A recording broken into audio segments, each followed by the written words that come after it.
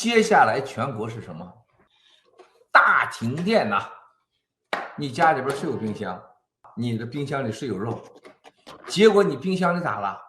你肉太多了，没电了，那又一场灾难来了。千万不要因为储存而让你变成了灾难，变成另外的麻烦。你可以储粮，你可以储肉，别把粮和肉变成了你的灾难。接下来还有停电大灾难，停电了咋办？国内储粮的啊，你备药没事儿，你备粮、备肉，特别是冰箱那么多，你要有智慧的去备。我们战友说：“七哥，我备了什么什么。”我说：“你关键你到时候你下楼吗？你的地下室能让你下去吗？如果停电了没水了，你的饭怎么做熟？那没电了你吃啥？那方便面你啃了吗？说要综合性的考虑啊。”